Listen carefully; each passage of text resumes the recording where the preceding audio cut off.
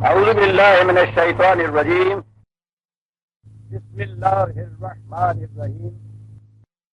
عزیزان من، آج جون 1972 کی 18 تاریخ ہے اور درس قرآن کریم کا آغاز سورہ الاعراف کی آیت 130 سے ہے، 7/130۔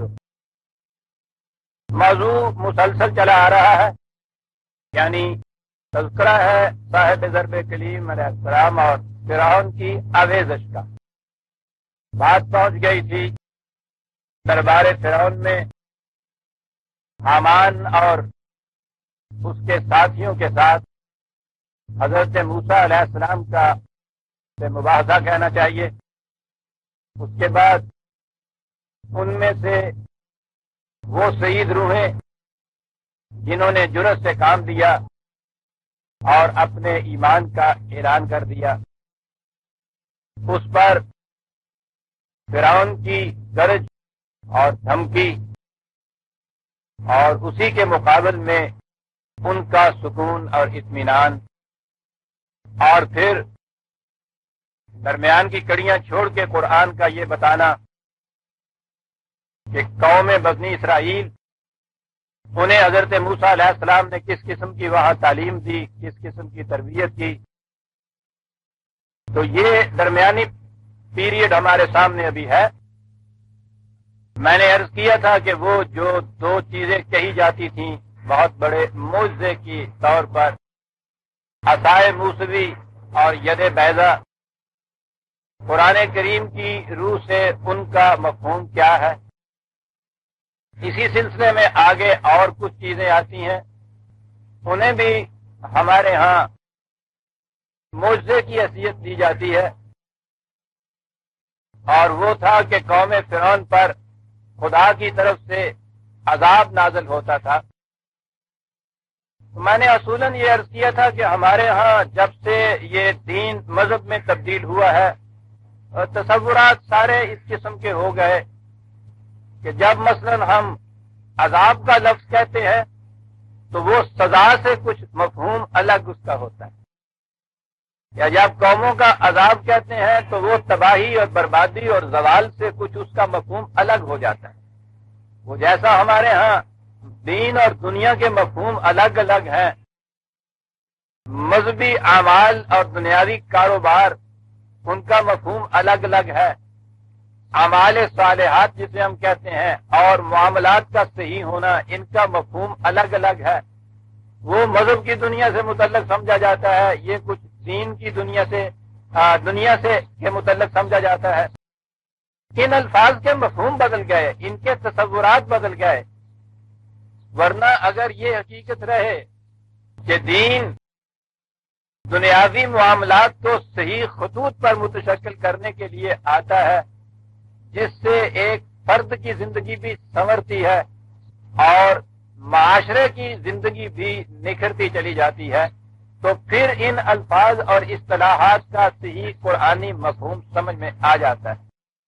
پھر جب ہم قوم پہ عذاب کہتے ہیں تو وہ یہ نہیں ہوتا کہ آسمان سے کچھ بجلی گرتی ہے، وہ یہ چیز نہیں ہوتی کہ غیب سے کوئی چیز ان پہ مسلط ہوتی ہے۔ قوموں کی اپنی بادامالیاں، اور میں نے بادامالیاں کہا اور فوراً مذہب کی روح سے ذہن ہمارا دوسری طرف چلا گیا۔ قوموں کی غلط روش، ان کا غلط نظام، ان کے نظام حکومت کی خرابیاں، ارباب نظم و نسق کی کیریکٹر کی تباہیاں، یہ تمام چیزیں مل جل کر قوم کے اندر جو تباہی پیدا کرتی ہیں اسے عذاب کہا گیا ہے، اور چونکہ یہ خدا کے اٹل قوانین کے مطابق ہوتا ہے اس لیے اسے عذاب خداوندی کہا گیا۔ جو کچھ ہمارے ساتھ آج بیت رہی ہے یہ عذاب نہیں تو اور کیا ہے، لیکن جب ہم عذاب کا لفظ لائیں گے تو اس کے لیے ذہن میں آئے گا کہ نہیں، وہ اس کی کوئی شکل جو ہے وہ ایسی ہے کہ جو سمجھ میں نہ آنے والی ہو، عقل و فکر میں نہ آنے والی ہو، وہ شکل تو عذاب کی ہوگی، اور یہ خرابیاں ہیں، یہ تباہیاں ہیں، تباہیاں اور خرابیاں ہی عذاب ہوتا ہے۔ عزیزان من، اس چیز کو ذہن میں رکھیے معاشرہ فرعون کا ملوکیت کا استبداد اپنی انتہا پر، حامان کی مذہبی پیشوائیت، انہوں نے اپنی ایک الگ مملکت قائم کر رکھی تھی، جیسا ہر سیکولر نظام میں ہوتا ہے۔ سیکولر نظام میں دنیاوی بادشاہت بادشاہ کے پاس ہوتی ہے، اور یہ شریعت کے معاملات کی جو مملکت ہوتی ہے وہ اہل مذہب یا مذہبی پیشواؤں کے پاس ہوتی ہے، اور یہ اس مملکت سے کچھ کم اختیار کی مملکت نہیں ہوتی۔ فرق یہی ہوتا ہے کہ وہاں جو کچھ کیا جاتا ہے اس کی ذمہ داری بادشاہ کے سر ہوتی ہے، یہاں جو کچھ یہ کرتے ہیں یہ خدا کے نام پہ کرتے ہیں، اس لیے یہ اس کے لیے ذمہ دار بھی نہیں قرار پاتے۔ یہ بہت اونچی مملکت ہوتی ہے۔ فرعون کے ہاں فرعون کا استبداد، حامان کی مذہبی پیشوائیت، قارون کا نظام سرمایہ داری، جو کچھ قرآن نے بتایا ہے کہ قوم بنی اسرائیل کی وہ حالت کیا کرتے تھے، وہ ساری چیزیں ہمارے سامنے۔ ذبحون ابناءہم ویستحیون نساءہم، دوسری جگہ ہے کہ وہ ان کو پارٹیوں میں تقسیم کر دیتا تھا، کبھی ایک کو اوپر چڑھاتا تھا، کبھی دوسرے کو نیچے گراتا تھا۔ قوم کے اندر تشدد اور انتشار، افتراق اور افتراق اس نے پیدا کر دیا تھا۔ قوم میں جتنے بھی جوہر مردانگی کے افراد ہوتے تھے ان کو وہ کلپ کر دیتا تھا، ابھرنے نہیں دیتا تھا، اور جتنے اس قسم کے مصاحب اور خوشامدی قسم کے لوگ تھے ان کو وہ مقرر بنا کے اپنے پاس لے آتا تھا، اور اس طرح معقوم قوم کے اوپر اپنے پنجہ استبداد کی گرفت کو سخت سے سخت کرتا چلا جاتا تھا۔ سوچئے کہ جب یہ کچھ ہونے لگ جائے کسی معاشرے میں تو وہاں معاشرے کی اصلاح، نظم و نسق کی صلاحیت وہ کہاں چلی جائے گی؟ تباہیاں عام ہو جائیں گی، خرابیاں پھیل جائیں گی۔ اب آپ سوچئے کہ ہم روز یہ کچھ تو کہتے رہتے ہیں کہ صاحب شہر میں صفائی نہیں ہوتی، اس کی وجہ سے آپ دیکھیے بیماریاں روز پھیل رہی ہیں، مکھیاں اتنی بڑھ گئی ہیں، آوارہ کتوں کو پوچھئے نہیں کیا حال ہو گیا ہے، فصلوں کو کیڑے لگ جاتے ہیں، کوئی پوچھنے والا نہیں۔ آپ برسات آ رہی ہے، پھوڑے پھنسیاں، بچوں کی بیماریاں، کوئی انتظام اس کا نہیں، کچھ نہیں۔ کسی قوم میں ان چیزوں کا جو پھیل جانا ہے، آپ آج گنتے ہیں اس کو کہ یہ نظم و نسق کی خرابیاں ہیں جس کی وجہ سے یہ ہوتا ہے۔ لیکن یہی چیز جب قرآن بتاتا ہے کہ قوم فرعون کے اندر یہ چیزیں پیدا ہو گئیں تو ہم ان کو کہتے ہیں کہ ہاں یہ بس خدا کی طرف سے ایک اس طرح سے کہ عذاب آیا، یعنی یہ چیزیں نظم و نسق کی خرابیوں کی پیداوار نہیں تھیں، بلکہ یہ کچھ ما فوق الفطرت سی چیزیں تھیں جو ہو گئیں، اور پھر ان کو ہر ایک ان میں سے جو شے ہے اس کو معنی پہنائے جائیں گے فوق الفطرت سی چیز۔ ہم تو کبھی بھی فطرت کے مطابق کسی چیز کو ماننے کو تیار ہی نہیں، یہ تو دنیا داروں کی باتیں ہیں نا۔ خدا کی بات قانون فطرت کے مطابق کیسے، یعنی جو قانون فطرت کا خالق ہے اس کو کنٹرول میں رکھے ہوئے ہے، اس کی باتیں تو قانون فطرت کے خلاف ہونی چاہیے، اور خدا کے جو انکار کرنے والے ہیں ان کی باتیں فطرت کے قانون کے مطابق ہونی چاہیے۔ یہ ہے تصور جو آپ یہاں پیدا کر دیا اس پیشوائیت میں۔ قرآن بتاتا یہ ہے کہ ملوکیت، مذہبی پیشوائیت، نظام قارونیت، اس کی وجہ سے نظم و نسق کی طرف کوئی دھیان ہی نہیں دیتا۔ ہر ایک کو اپنی اپنی فکر ہوتی ہے، بادشاہ کو اپنے تخت کی استواری کی، مذہبی پیشوائیتوں کو اپنی مملکت کے استحکام کی، نظام قارونیت جو ہے ان کو اپنی سرمایہ داری کے زیادہ سے زیادہ وافر ہونے کی، وہ ان فکروں میں لگے رہتے ہیں۔ قوم کا عام نظم و نسق جو ہے اس میں خرابیاں دن بدن بڑھتی چلی جاتی ہیں۔ نتیجہ اس کا یہ کہ وَلَقَدْ أَخَذْنَا آلَ فِرْعَوْنَ بِالسَّنِينَ وَنَقْصٍ مِّنَ الثَّمَرَاتِ لَعَلَّهُمْ يَذَّكَّرُونَ۔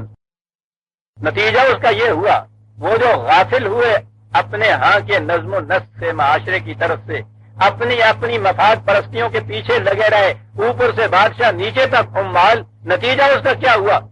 قحط سالی ہو گئی، فصلیں کم پیدا ہوئیں۔ کس قدر نیچرل چیز ہے یہ۔ آپ دیکھتے ہیں کہ کچھ عرصہ پیشتر یہاں ایک اسکیم چلائی گئی تھی، بڑی شد و مد سے ہم غلے میں خود کفیل ہو گئے تھے، ایک دانہ بھی باہر سے امپورٹ نہیں کرنا پڑا۔ اس کے بعد پھر نظم و نسق کی خرابیاں وہی ہوئی جو پہلے ہوئی تھی۔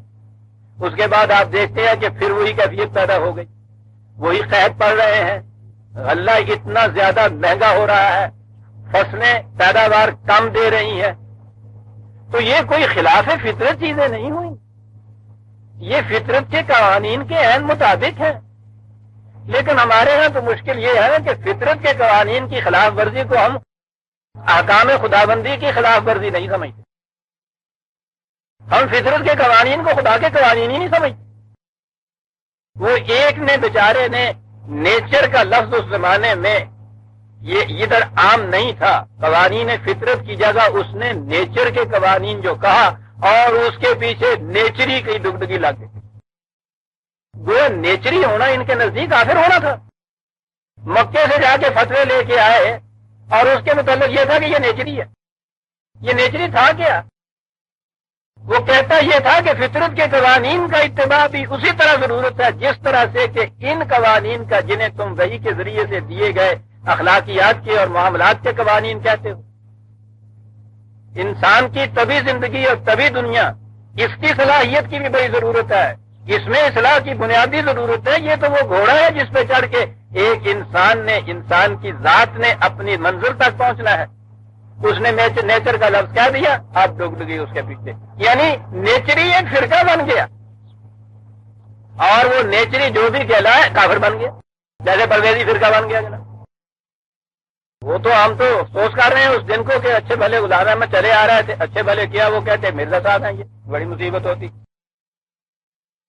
پرویز ہوا تو پرویزی فرقہ، اس نے نیچر کہا تو نیچری فرقہ کہا، اس نے اتنا ہی تھا کہ یہ قوانین فطرت ان کا اتباع بھی نہایت ضروری ہے، یہ خدا ہی کے قوانین ہیں، یہ نتھو کمہار کے بنائے ہوئے نہیں ہیں۔ لیکن ہمارے ہاں تو مذہب پرست طبقے نے اپنے دائرے کی تقدیس کے لیے ہر وہ چیز جس کا تعلق دنیا سے تھا اس کو نفرت کی نگاہ سے دیکھا، حقارت کی نگاہ سے دیکھا، اس لیے کہ خود ان کا علم یہ ہے کہ ان کو اتنا بھی معلوم نہیں ہوتا کہ ماچس کس طرح سے بنتی۔ جہالت کی تو یہ کیفیت ان کی ہوتی ہے، اور دنیاوی معاملات سے تعلق اس لیے نہیں ہے کہ محنت کوئی کماتا ہے کھاتے یہ ہے صاحب، یعنی ان کا علم جتنا بھی ہوتا ہے اس کے بعد ان کو ایک ٹانکا لگانا نہیں آتا، ایک وقت کی روٹی کما نہیں سکتے۔ یہ ساری چیزیں تو نیچر کے قوانین کے مطابق ہوتی ہیں نا، تو یہ نیچر کے پیچھے لٹ لے کے کیوں نہ پڑے رہیں؟ تو یہ کبھی نہیں کہتے کہ یہ قوانین فطرت کی روح سے ہوا۔ قرآن کہتا ہے کہ اس کے بعد نتیجہ یہ ہوا فرعون کے، یعنی اب جب ہم کہیں گے فرعون کے اوپر یہ کچھ ہوا تو ہم کہیں گے خدا کی طرف سے یہ عذاب آیا، اس کے غلط نظام کی طرف توجہ نہیں جائے گی، کیونکہ یہ اس قسم کے عذاب تو آتے تھے نا آپ کے یہاں دور ملوکیت میں، اور آتے ہی ہیں، اور وہاں بیٹھے ہوتے تھے ممبر کے اوپر کھڑے ہو کے اید اللہ بنصرہ کی دعائیں مانگنے والے ان بادشاہوں کے حق میں۔ وہ کیسے کہہ دیتے کہ ان بادشاہوں کے ہاں یہ جو کچھ ہو رہا ہے خدا کا عذاب ہے، خدا کا عذاب نہیں کہتے۔ یہ چیزیں جو تھیں، اب یہ دیکھیے کہا یہ کہ نتیجہ یہ تھا فرعون کے ہاں، یعنی میں نے عرض کیا قرآن بتا یہ رہا ہے کہ اس کے ہاں یہ استبداد اس قسم کا تھا جس کے خلاف حضرت موسیٰ علیہ السلام ایک چیلنج اور ایک پروٹیسٹ بن کے احتجاج بن کے گئے تھے۔ اس کا نتیجہ اب آہستہ آہستہ سامنے آنا شروع ہو گیا، فصلوں کی طرف سے لاپرواہی برتی گئی، قحط پڑ گئی۔ کہا کہ وہاں صورت یہ تھی کہ حضرت موسیٰ علیہ السلام نے ان سے کہنا شروع کر دیا ہوگا کہ یہ جو تم کر رہے ہو، یہ جو تمہارا نظام ہے، یاد رکھو اس کا نتیجہ قحط پڑے گا تمہارے ہاں۔ بات سیدھی سی تھی، نظر آ رہا تھا۔ وہ جو وہاں یہ جو کچھ آپس میں آویزش تھی اس میں یہی تھا کہ یہ ان کی خرابیوں کو نمایاں کر کے دکھاتے ہوں گے اور کہتے ہوں گے کہ اس کا نتیجہ یہ ہے، تباہ ہو جاؤ گے، برباد ہو جاؤ گے، فصلیں نہیں اگیں گی، قحط سالی آ جائے گی، وبائیں پھیلیں گی تمہارے ہاں، یہ جو کچھ تم کر رہے ہو، سینیٹیشن کی طرف سے، صفائی کی طرف سے تم لاپرواہ ہو رہے ہو، لوگوں کی صحت کے متعلق تمہیں کوئی خیال نہیں ہے، تمہارے سارے اپنے خیالات اپنی مفاد پرستیوں اور عیش کوشیوں کی طرف چلے گئے ہیں، یہ اس کا نتیجہ ہوگا۔ نظر آتا ہے کہ یہ چیزیں وہاں ہو رہی ہوں گی، نتیجہ اس کا یہ کہ فائزہ جاءتہم الحسنۃ قالوا لنا ھذہ۔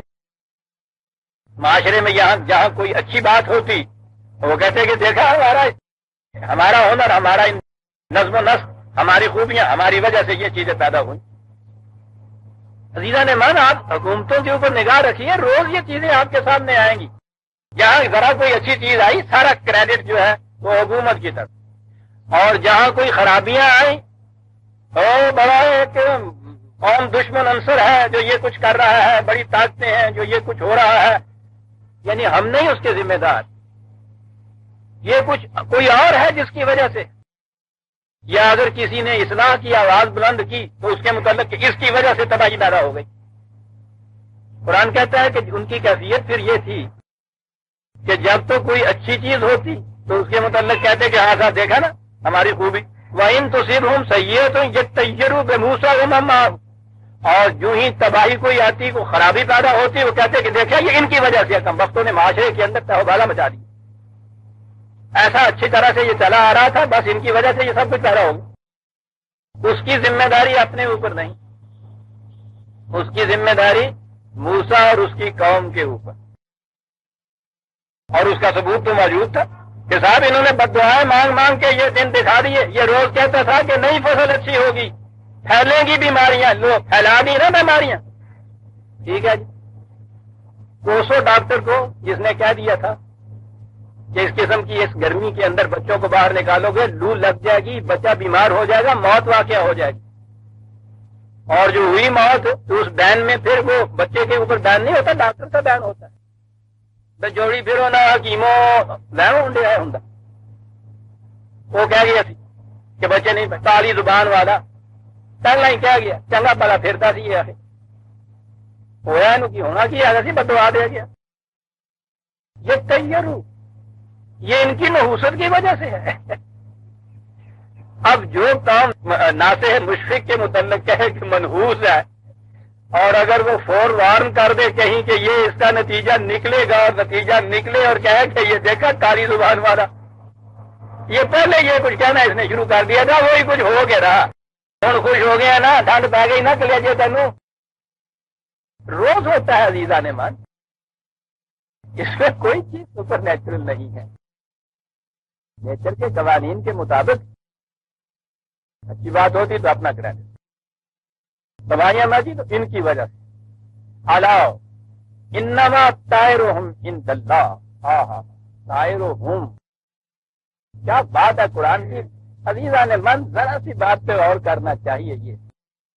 یہ نحوست جو ہے، یہ کہتے ہیں یہ ہے منحوس، یہ ہے ان کی وجہ سے نحوست، وہ کہتا ہے کہ ان کی جو نحوست، اب یہ ہم کہتا ہے ان کی نحوست، نحوست بابرکت کے مقابلے میں آتا ہے کہ جس چیز کے اندر فراوانی نہ رہے، فارغالبالی نہ رہے، خوشحالی نہ رہے، کہ ان کی یہ جو حالت ہے یہ بالکل خدا کے قانون کے مطابق واقع ہوئی ہے۔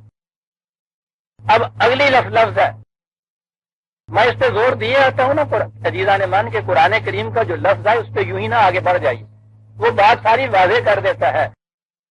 سوال یہاں یہ ہے کہ یہ چیز جو کہہ رہا ہے یہ کوئی خلاف فطرت نہیں، خلاف عقل نہیں، کوئی سپر نیچرل نہیں، سپرا ریشنل نہیں، کہا یہ ہے کہ یہ جو تم ان کی طرف منسوخ کر رہے ہو کہ ان کی وجہ سے یہ ہو گیا، کم وقت اپنے اندر دیکھو، یہ تمہاری وجہ سے یہ ہوا ہے۔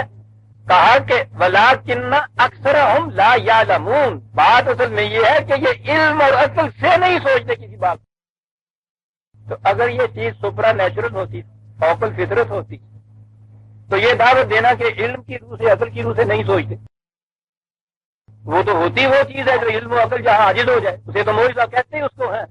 قرآن کا یہ کہنا کے ساتھ یہ علم کی روح سے نہیں سوچتے، جو کہا جاتا ہے اس کے اوپر علم کی روح سے غور نہیں کرتے، تو بات نظر آ گئی کہ علم و عقل کے دائرے کی باتیں ہیں یہ جو ہو رہی ہیں، اور علم و عقل کے دائرے کی باتیں تو پھر فطرت کے قوانین کے تابع رہتی ہیں۔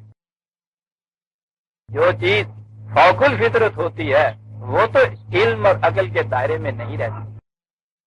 یہ جو چیز یہاں قرآن نے کہی ہے کہ ان کا یہ دعویٰ کہ جو چیز بھی صحیح ہوتی ہے اس کا کریڈٹ ہمیں ملتا ہے، جو غلط ہوتی ہے ان کی نحوست کی وجہ سے ہوتی ہے، اس ضمن میں قرآن کا ایک اصول ہے، پہلے آ چکی ہے بات، لیکن وہ تو جوں جس جگہ بھی آئے گی مجھے دہرانا پڑے گا، اسے پھر لکھیے۔ قرآن نے بڑی اہم بات کی ہے کہ خوشگواریاں، خوشحالیاں، حسنات جنہیں قرآن کہتا ہے یہ کیسے آتی ہیں، بدحالیاں، مصیبتیں، تکالیف کیسے آتی ہیں۔ سورہ النساء میں یہ دو آیتوں کے اندر بڑی اہم چیز آ گئی ہے.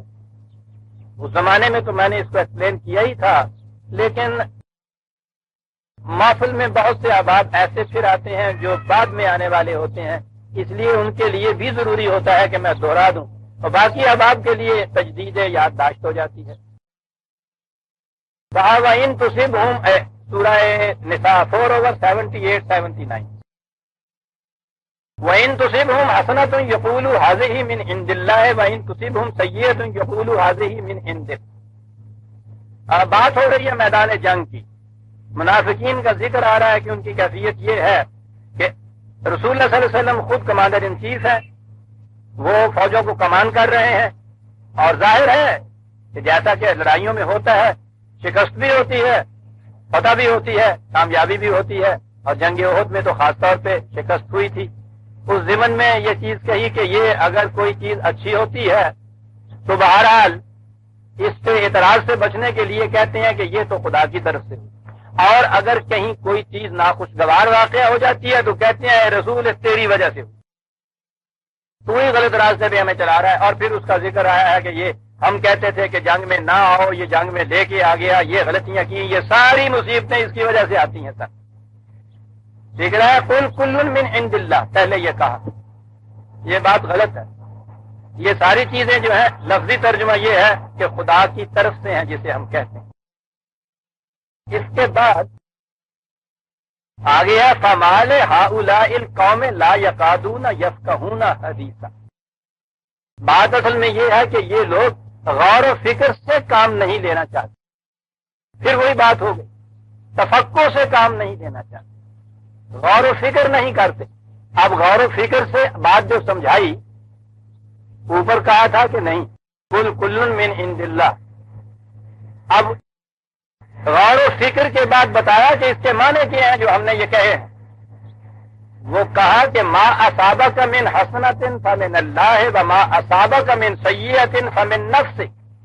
بڑی عظیم چیز ہے جیزا نے کہا کہ جو کچھ بھی یہاں واقعات رونما ہوتے ہیں خدا کے مقرر کردہ قوانین کے مطابق ہوتے ہیں. پہلے تو یہ سمجھ لیجئے کہ کل کل من عند اللہ. یہ نہیں ہے کہ یہ تم جو جی میں آئے کرتے رہو خدا کی طرف سے خود بخود ہوتا چلا جاتا ہے. تفکر سے غور کرو تو تمہیں نظر آئے گا کہ جو واقع بھی یہاں ہوتا ہے خدا کے قوانین کے مطابق ہوتا ہے. کل کل من عند اللہ. اب آگے اس کے دو کیٹیگریز آگے، خوشگواریاں بھی ہوتی ہیں، کامیابیاں بھی ہوتی ہیں، تکالیف بھی آتی ہیں، مصیبتیں بھی آتی ہیں، شکستیں بھی ہوتی ہیں. اب جو کہا جائے کہ دونوں خدا کے قوانین کے مطابق ہوتی ہیں، اب دیکھیے کس حسین انداز میں قرآن نے اس کی تشریح کی ہے. کہا یہ کہ جب تم خدا کے قوانین کے مطابق کام کرتے ہو تو وہاں خوشگواریاں تمہیں پیدا ہو. فما اصابک من حسنۃ فمن اللہ، وہ خدا کے قوانین کے مطابق تم کرتے ہو تو اس سے خوشگواریاں اور حسنات آتی ہیں. وما اصابک من سیئۃ فمن نفسک، اور جہاں تم ان قوانین کو چھوڑ کے اپنی رائے کے مطابق کچھ کرنا شروع کر دیتے ہو اس کا نتیجہ مصیبت ہوتا تو یہ سب کچھ اس کے قوانین کے مطابق ہی. اس کے لیے اب دو شکیں ہو گئیں، اس کی خلاف ورزی کرتے ہو تم اپنی طرف سے، اس کے خلاف کوئی طریقہ اختیار کرتے ہو اپنی طرف سے، نتیجہ اس کا مصیبت اور تکلیف ہوتی ہے. اس کے قوانین کے مطابق چلتے ہو، نتیجہ حسنات اور خوشگواریاں ہوتی ہیں. ہوتی دونوں چیزیں خدا کے قوانین کے مطابق. یہاں بھی جو انہوں نے کہا کہ جو اچھی چیز ہوتی ہے، بات خوشگواری ہوتی ہے، اس کا کریڈٹ تو لے جاتے ہیں خود، درمیان میں خدا اور خدا کا قانون آتا ہی نہیں. اور جو ہی کوئی چیز مصیبت کی آئی اور اس نے کہا کہ یہ منحوس ہے کالی زبان والے، روز یہ کہہ کے کہ تباہی آ جائے گی، فصلیں تمہاری مٹ جائیں گی، غلہ نہیں ہوگا، مر جاؤ گے، قحط پڑے گا، یہ کہہ کے دیکھا نہ قحط دلوائی دیا. کہا ان سے کہو کہ یہ نحوست ان کی نہیں، طائرہم، تمہاری اپنی نحوست ہے یہ، بشرطے کہ تم علم کی بارگاہ سے پوچھو تو معلوم ہو جائے گا کہ یہ نحوست موسیٰ اور اس کی قوم کی ان بددعاؤں کا نتیجہ نہیں، یہ تمہاری اپنی لائی ہوئی نحوست ہے. وقالوا ما تاتنا به من آیت لتسحرنا بها فما نحن لك بمؤمنین. پھر وہی بات ان سے آگے تقاضا ہو رہا ہے ہمیں کوئی معجزہ دکھاؤ، معجزہ نہیں دکھاؤ گے تو ہم تمہاری کوئی بات نہیں مانیں گے سر۔ کہا کہ ذرا ان سے پوچھو یہ ان کے معاشرے کے اندر اب جو جس قسم کی تباہیاں آ رہی ہیں ان پہ کبھی انہوں نے غور کیا ہے؟ یہی چیز تو یہ کہہ رہے ہیں یہ پیغمبر خدا کا اور اس کے ساتھی کہ اس کا نتیجہ یہ کچھ ہوگا، تو یہ اگر معجزہ ان کا نہیں ہے تو اور کیا چیز ہے کہ وہ پہلے سے کہہ رہا کہ ایسا ہوگا، لیکن جو کہہ رہا ہے وہ کوئی پیشین گوئی نہیں ہے، پیش گوئی اس معنی میں ہے کہ جیسے یہ چیز ایک ڈاکٹر کہہ سکتا ہے کہ اس بچہ یہ جو اس وقت اس دھوپ میں یوں پھر رہا ہے اس کو لو لگ جائے گی، بخار ہو جائے گا، ہو سکتا ہے کہ موت بھی واقع ہو جائے، تو یہ معمور میں اللہ نہیں ہوتا، کہ خدا کی طرف سے الہام اور کشف نہیں ہو رہا ہوتا، اس کی نگاہ اس کے قانون کے اوپر ہوتی کہ ایسا ہوا تو ایسا ہو کے رہے گا۔ کہا یہ جو موسیٰ تم سے کہتا چلا آ رہا تھا کہ جس طرح سے تمہارا نظم و نسق بگڑا ہے اس کا نتیجہ یہ ہوگا، تم دیکھ نہیں رہے کہ یہ کس طرح سے ہو رہا ہے، کیا کیا ہو رہا تھا ساتھ؟ فَأَرْسَلْنَا عَلَيْهِمُ الطُّوفَانَ وَالْجَرَادَ وَالْقُمَّلَ وَالضَّفَادِعَ وَالدَّمَ۔ چل آئے ہمارے ہاں کہ اب وہ معجزات گنانے والے کے ساتھ، اس کے بعد فرعون کے اوپر حضرت موسیٰ کی لائی ہوئی یہ تباہیاں آئیں، ترجمہ ان کا وہ یہی چیز ہوتی ہے، طوفان، ٹڈیاں، جوئیں، یہ ترجمہ وہ کیا کرتے ہیں، مینڈک اور وہ خون ابلتا ہوا، اور پھر جب پھر تفسیر میں آپ جائیے تو زیب داستان کے لیے جو بڑھایا ہوا ہوتا ہے لطفی تو آ جاتا ہے ایک دم، بالکل طرز میں ہوش ربا۔ مذہب کے معاملے میں جب تک یہ کچھ عجوبہ نہ بنائیں ان کو کچھ تسلی نہیں ہوتی۔ بات کتنی صاف ہے صاحب، سیلاب، روز رونا ہم روتے ہیں، اب آ رہے ہیں نا وہ دن آگے، وہ برسات کا موسم، ہر برسات کے موسم میں ہر بند ٹوٹتا ہے اور تباہیاں آتی ہیں۔ یہ کس وجہ سے آتی ہیں؟ وہ اس لیے کہ معاف فرمائیے روئے سخن کسی کی طرح ہو تو روح سے وہ اس لیے کہ یہ انجینئرز اور ان سے متعلق جو ہے بند بنانے والے ان کی بیٹیوں کی شادیاں ہونی ہوتی ہیں جا کے آگے سردیوں میں۔ اب آپ بھی کہیں گے کہ ان دونوں میں تعلق کیا ہے؟ بڑا گہرا تعلق یہ ہے کہ وہاں سیمنٹ کی جگہ ریت کی بوریاں پڑتی، سیمنٹ کے پیسے میں جہیز بنتا ہے، جہاز نہیں جہیز بنتا ہے، پانی کا ریلا آتا ہے بہ جاتا ہے، وہ بہ نہ جائے تو جو آپ کی بیٹی ہے وہ کیسے جائے گا؟ یہ آتے ہیں نا سر، آپ رو رہے ہیں نا، آپ کیا اس کی وجہ ہوتی ہے؟ نظم و نسق میں ارباب ذمہ دار کے کریکٹر کا فقدان، ان کی کرپشن، نظم و نسق کی کمزوری، پھر نیچے سے اوپر تک آنکھیں بند کرنے والے، اس لیے کہ اس میں ہر ایک کا حصہ ہوتا ہے۔ قرآن جب یہ گناتا ہے کہ ان کے ہاں یہ کیفیت پیدا ہو چکی تھی، طوفان آ رہے ہیں، اچھا فصلوں کے اوپر ٹڈی دال آ رہے ہیں، یہ بھی ان کی غفلت شاری کا نتیجہ ہوتا ہے۔ جن قوموں نے اپنے ہاں سائنٹیفک طریقے سے یہ چیزیں معلوم کر لی ہیں وہ قبل از وقت ان کا انتظام اب کر رہی ہیں، وہاں یہ تباہیاں نہیں آتی، یہ وہی تباہیاں آتی ہیں کہ جہاں وہ انتظام نہیں کرتے۔ اس کی دو وجہ ہوتی ہے، یا تو وہ علمی طور پہ معلومات ہی حاصل نہیں کرتے، اور معلومات حاصل کرتے ہیں تو جہاز اڑتا ہے اس میں سے جو چھڑکا جاتا ہے وہ ریت ہوتی ہے، وہ پائزن نہیں ہوتی جو کیڑوں کو مارتی، آتی ہے یہ تباہی۔ امل، یہ انہوں نے کہا یہ جوئیں یا چچڑیاں، یہ وہ کیڑے ہوتے ہیں جو فصلوں کو تباہ کر دیتے ہیں، فصلوں کو تباہ کرنے والے کیڑے۔ مینڈکوں کی کثرت اس قدر کہ پاؤں رکھنے کے لیے جگہ نہ ملتی، اور اس کے بعد وہ بیماریاں جو فساد خون سے پیدا ہوتی ہیں۔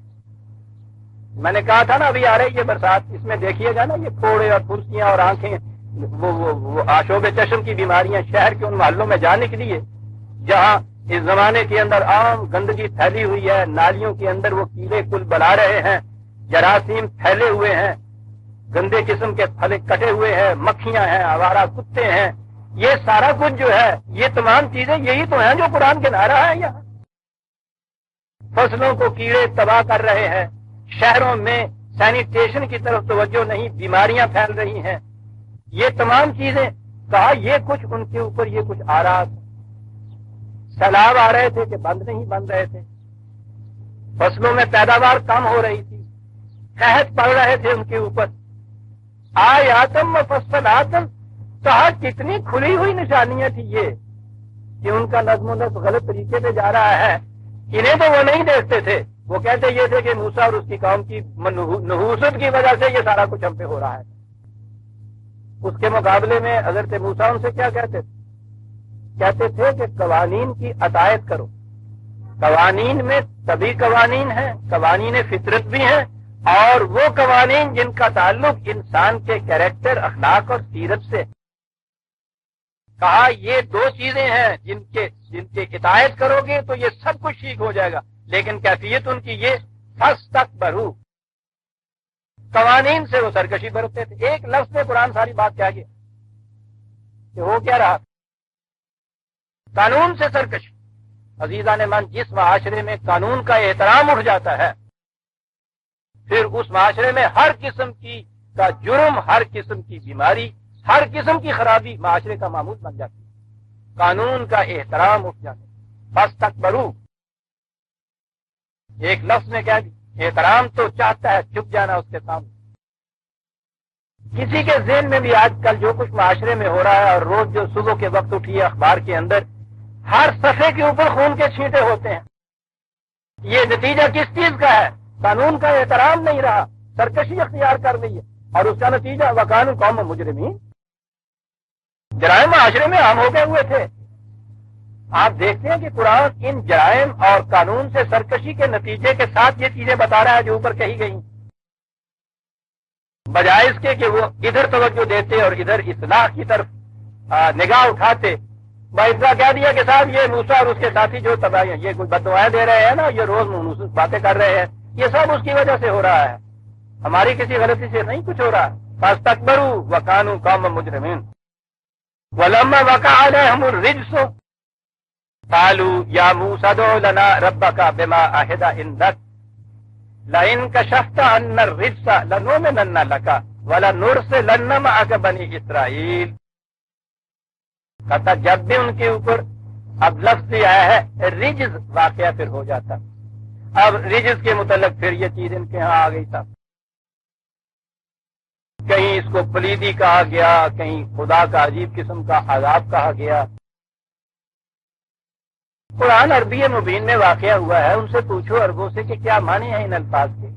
نزول قرآن کے زمانے میں وہ عرب کیا سمجھتے تھے ان چیزوں سے، بات سامنے واضح ہو جائے گی۔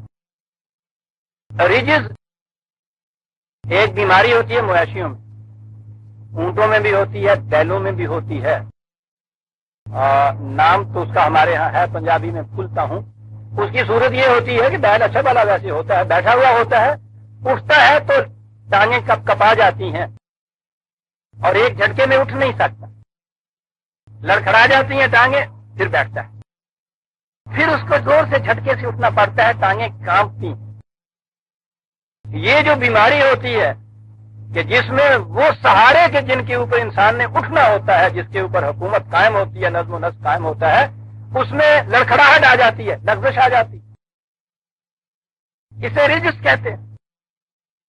کہا کہ جب بھی ان کی کیفیت یہ ہوتی کہ وہ حکومت کے سہاروں میں لڑکھڑاہٹ پیدا ہونی شروع ہوتی تو اس میں فوراً آتے موسیٰ کی طرف۔ ذہن میں تھا نا کہ اس کی بد دعاؤں سے یہ ہو رہا ہے، تو کہتے کہ موسیٰ ذرا اپنے خدا سے کہو کہ اس کو روک لے کسی طرح سے، بس روک لے تو اللہ جانے، جو تم کہتے ہو ہم مانیں گے، لوگ کوئی ہنسی کے دن نٹے ہوئے آگے، جو کہتے ہو مانیں گے۔ ماننے کی بات ایک ہی بات تو تھی جو حضرت موسیٰ علیہ السلام نے کہی کہ خدا کے بندوں کو میرے سپرد کر دے تاکہ میں انہیں خدا کی آزاد فضا میں لے جاؤں۔ نظر آتا ہے کہ کچھ اور مطالبہ نہیں، یہاں یہ کہا ہے کہ یہ چیز کرا دو گے تو ہم تمہاری بات مان لیں گے، یعنی بنی اسرائیل کو تمہارے ساتھ بھیجیں گے۔ لیکن وہ کہتا ہے قوموں میں ہوتا یہ ہے کہ اس قسم کے جھٹکے آتے ہیں، پھر مہلت کا وقفہ مل جاتا ہے۔ مہلت کے وقفے میں بجائے اس کے کہ وہ بیل کا علاج کرا لیں، بجائے اس کے کہ اس کی تدبیر کر لیں کہ ان کی ٹانگوں میں پھر لڑکھڑاہٹ نہ پیدا ہو، یہ سہارے مضبوط ہو جائے، وہ مہلت کا وقفہ جو ہے پھر اسی قسم کی مفاد پرستیوں اور عیش کوشیوں میں ضائع کر دیتے ہیں. دوبارہ حملہ ہوتا ہے، پہلے سے زیادہ رجس ہوتا ہے. اب کے تو وہ 2 جھٹکوں میں اٹھ بھی کھڑا ہوا تھا، پھر اٹھنے کی طاقت ہی نہیں رہتی اس کے اندر. کہا کہ جب ان کی کیفیت یہ ہوتی کہ یہ اس قسم کی آئی ہوئی ایک وبا ٹل جاتی ان کے اوپر، کشفنا عنہم الرجس الی اجل ہم بالغوہ اذا ہم ینکثون. بڑی لطیف الفاظ آیا عزیزان. وہ راستے میں کھڑی ہوئی دور بلا ان کا جو انتظار کر رہی، آخری تباہی، یہ اس آخری تباہی کی طرف جا رہے تھے تو راستے میں ایسا ہوتا کہ ان کو تھوڑا سا مہلت کا وقفہ مل جاتا. یہاں لفظ الی اجل ہم بالغوہ ہو، وہ آخری تباہی. ہمارے ہاں تو یہ لفظ کہتے ہیں نا، موت آ گئی، تباہی آ گئی، ہم آگے ہی کہتے ہیں. ہم اگر اس میں لکھتے اپنے ہاں اردو میں تو یہی کہتے ہیں کہ وہ تباہی جو آ جانے والی تھی. وہ تباہی کی بات کیا، ہم تو روز یہ کہتے ہیں، ریل میں بیٹھے ہوئے ہوتے ہیں تو وہ کہتے ہیں ابھی کیا آ گیا، کہتے ہیں گجرانوالا آ گیا. آ گیا وہ تو اپنی جگہ پہ ہے، تم وہاں پہنچے ہو نا. یعنی ہم کبھی یہ نہیں کہتے کہ ہم گجرانوالے پہنچ رہے ہیں، کیونکہ گجرانوالا آ گیا جی، گجرانوالا آ گیا. یہ تو رہا سی تھوڑے والا آن. کیا بات ہے قرآن. میں نے کہا نا کہ ہم اگر لکھتے تو یہی لکھتے کہ جب وہ آخری تباہی ان تک پہنچی تو پھر یہ ہوا. قرآن کہتا ہے کہ لا اجل ہن بالغوہ ہو، وہ تباہی جس کی طرف یہ بڑھتے چلے جا رہے ہیں. ایک ایک لفظ قرآن کا، یہی تو اعجاز ہے اس کا. تباہی نہیں آتی، انسان تباہی کی طرف جاتا ہے. جس تباہی کی طرف یہ جا رہے تھے اس میں تھوڑا سا وقت مل جاتا، وقفہ. فَإِذَا هُمْ يَنْكُثُونَ. تو جتنا پہلے سے تھوڑا سا عہد کیا ہوا ہوتا تھا نا کہ اب کی اگر مہلت مل جائے 65 کی جنگ کے بعد کے ساتھ، پھر ہم یہ کمی بھی پوری کر لیں گے، یہ بھی ٹھیک ہو جائے گا، یہ بھی ٹھیک ہو جائے گا، تو فوراً بھول جاتے. اس کے بعد یہ ہو رہا تھا. میں نے عرض کیا ہے کہ یہ چیز، کہ یہ داستان کہیں 4000 سال پہلے کی نہیں ہے، بات تو وہاں کی ہے. قرآن اس میں ابدی حقیقتیں بیان کرتا ہے، ایٹرنل ٹروتھس بیان کرتا ہے ہر قوم کے لیے، ہر زمانے کے لیے، کہ ان شہادتوں سے وہ عبرت حاصل کرے. اپنے ہاں کی جتنے بھی یہ نقائص، احکام اور تباہیاں لانے والی چیزیں ہیں ان کو ابھی سے ان کی درستی کر دیں، ان کی اصلاح کر دیں، ورنہ یہ کچھ ہوگا. انتقمنا منهم فاغرقناهم في اليم بأنهم كذبوا بآياتنا وكانوا عنها غافلين. ہمارے ہاں تو وانتقمنا، انتقام کا لفظ جو آتا ہے نا ہمیشہ برے معنوں میں آتا ہے. اب اس کا ترجمہ بھی ہمارے ہاں وہ کر لیتے ہیں کہ ہم نے ان سے پھر انتقام لیا. مینا تزد خدائرہ، جن معنوں میں ہمارے ہاں انتقام کا لفظ ہوتا ہے، ناکامہ یہ نہیں ہوتا.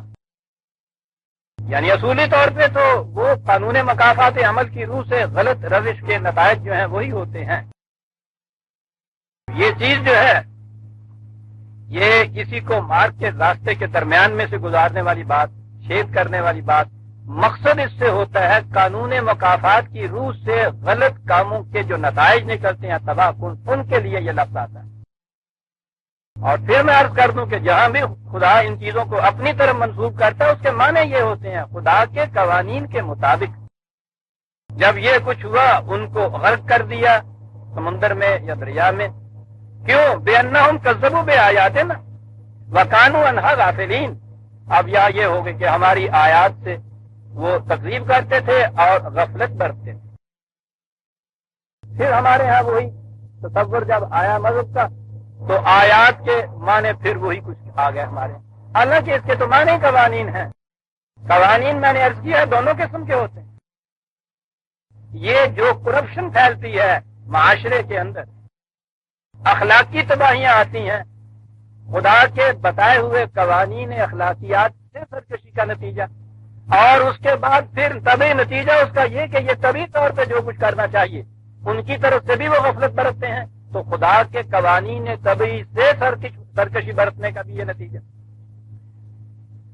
ایسی قومیں ہیں جو فزیکل لاز آف نیچر، طبعی قوانین جو ہیں ان کے اوپر خاصا زور دیتی ہیں، ان کے مطابق اپنے معاشرے کی تو استوار کرتی ہیں، مثلا صفائی رکھتی ہیں، معاشرے میں گندگی پیدا نہیں ہونے دیتی، جراثیم پیدا نہیں ہونے دیتی، سینیٹیشن کا خیال رکھتی ہے، حفظان صحت کا خیال رکھتی ہے، اچھی غذائیں اپنے لوگوں کو دیتی ہیں۔ یقیناً ان کے ہاں کی طبی صحتیں اور طبی زندگیاں نہایت اچھی ہوتی ہیں، یہ بھی خدا کے قوانین کا اتباع کا نتیجہ ہے۔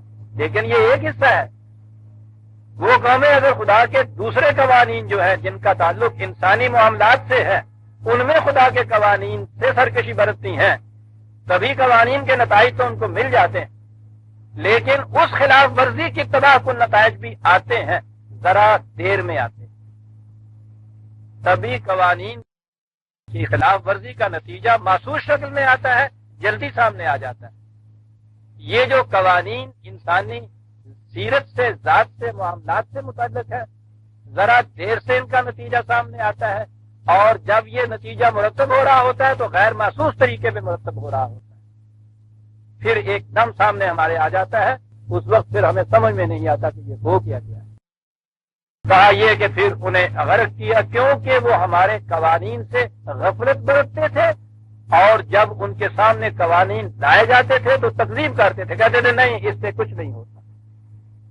یہ فرعون کا وہاں غرق ہونا، بنی اسرائیل کا دریا یا سمندر پار کر جانا، جس طرح سے وہ عصا اور ید بیضا کے متعلق اور یہ باقی چیزیں جو آئی ہیں اس میں ہمارے ہاں کے ان تفاسیر نے وہ چیزیں پیدا کر دی ہیں، ایک عجوبہ پرستی کی چیز تانے، یہ سمندر پار کرنا جو ہے اس کے متعلق بھی بس وہ ایک چیز آ گئی کہ وہ قدرت اداک البحر کہ انہوں نے حضرت موسیٰ علیہ السلام نے وہی رکھا، وہی انہوں نے جا کے سمندر کے کنارے سمندر پہ مارا اور سمندر پھٹ گیا دو ٹکڑے، اور پھر یہ پار چلے گئے، اور ان کی دیکھا دیکھی پیچھے سے فرعون کا لشکر آیا، اور وہ جب اندر آیا تو وہ پانی مل گیا۔ یہ تکذیب آیات یا قرآن خدا کے قوانین سے غفلت اس میں کہاں آتی ہے؟ وہ تو اس کا نتیجہ بتا رہا۔ کوئی ایسی بات تھی کہ جس میں انہوں نے غفلت برتی ہے نا، قرآن سمجھا گیا۔ یہ چیز ہمارے ہاں 1000 برس سے مسلمہ ہی چلی آ رہی تھی کہ وہ سمندر کے کنارے یا دریائے نیل کے کنارے بحیرہ قلزم میں سے پار کیا، انہوں نے جیسا کہتے تھے وہ وہاں آئے۔ اس زمانے میں نہر سویز نہیں ہوتی تھی، بحیرہ قلزم یہیں تک ہوتا تھا، آگے خشکی ہوتی تھی، پھر بحیرہ روم شروع ہوتا تھا، تو کہا یہ جاتا تھا کہ وہاں سے انہوں نے پار کیا، اور یہ وہ حصہ تھا، وہ پھر یہ جو سینا کی صحرا ہے نا اس میں آئے تھے نا، جو اب اسرائیلیوں قبضے میں پھر آیا ہوا، اور یہاں آنے کے بعد پھر یہ صورت ہوئی کہ پیچھے لشکر تھا ہوئی کہ انہوں نے اپنا وہ سوٹا سمندر سے مارا تو پانی پھٹ گیا، یہ بیچ میں سے نکل گئے، یہ پیچھے سے آ رہے تھے، یہ بھی ان کے پیچھے پیچھے چلے، اور یہ جب اندر آئے تو پانی مل گیا اور یہ غرق ہو گیا۔ یہ سارا قصہ تورات کا ہے، بائبل کا۔ عزیزان من 1400 سال پیشتر ایک کتاب آتی ہے، شاید جس پہ یہ کتاب نازل ہوئی تھی اس نے بحیرہ قلزم دیکھا بھی نہ، اور یہ چیز بائبل کی روح سے مسلمہ چلا آ رہا تھا۔ اس زمانے تک کے تاریخ دان بھی یہی کچھ کہتے چلے آ رہے تھے کہ کسی کی بات سمجھ میں آتی نہیں تھی، تو یہ کہتے تھے کہ ہم کہہ تو کچھ نہیں سکتے، لیکن بہرحال بائبل یہ کہتی ہے کہ اس طرح معجزانہ طور پہ سمندر پھٹ گیا تھا، بیچ میں سے یہ نکل چلے آئے۔ ہمارے ہاں بھی یہ چیز جو تھی کسی طرح چلی آ رہی۔ قرآن کیا کہتا تھا؟ سورہ طٰہٰ 20:77 وَلَقَدْ أَوْحَيْنَا إِلَىٰ مُوسَىٰ أَنْ أَسْرِ بِعِبَادِي، ہم نے موسیٰ کی طرف حکم بھیجا کہ راتوں رات قوم کو لے کے نکل جاؤ یہاں سے۔ اب وہاں سے یہ چلے آ رہے ہیں، کیا کرو یہاں آگے؟ شروع میں ہی یہ کہہ دیا تھا، الفاظ سنیے عزیزان من، فَاضْرِبْ لَهُمْ طَرِيقًا فِي الْبَحْرِ يَبَسًا، بتا دیا گیا تھا کہ راستے میں سمندر ہے، لیکن اس کی ایک طرف ایک راستہ ہے، یبسن خشک ہے راستہ، ادھر لے جاؤ اس قوم کو۔ اس سے زیادہ اور کیا نمایاں آپ سکتے ہیں؟ نہیں، قرآن اور نمایاں بات کرتا ہے.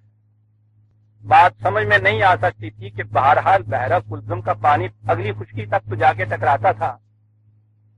تو یہ خشک راستہ طریقاً فی البحر یبسا، سمندر کا خشک راستہ، یوں نہیں بات سمجھ میں آ سکتی تھی کہ کیسے یہ.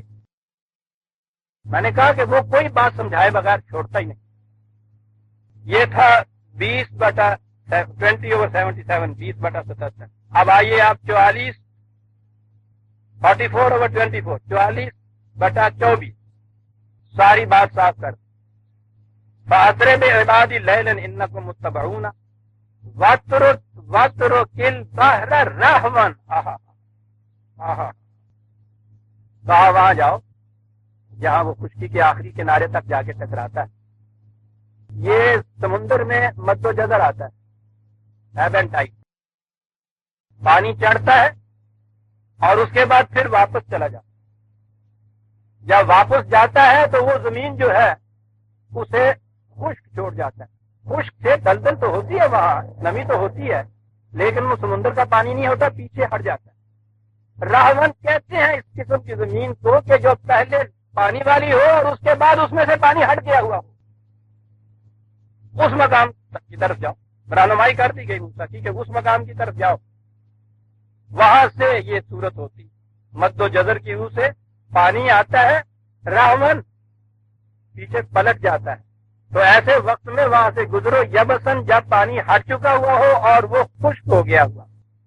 خشک سے مراد کہ وہ پانی وہ وہاں نہ رہا ہوا. 1400 سال پیشتر عزیزان من قرآن نے یہ بات ہماری کہی.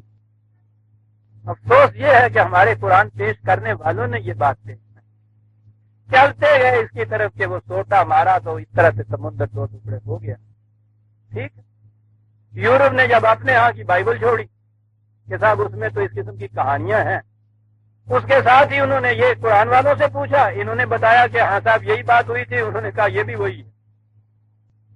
کسی نے یہ 2 آیتیں نہ پیش کی. 1400 سال گزر گئے عزیزان من، اور اس کے بعد پھر حق نے اپنے آپ کا اثبات کیا.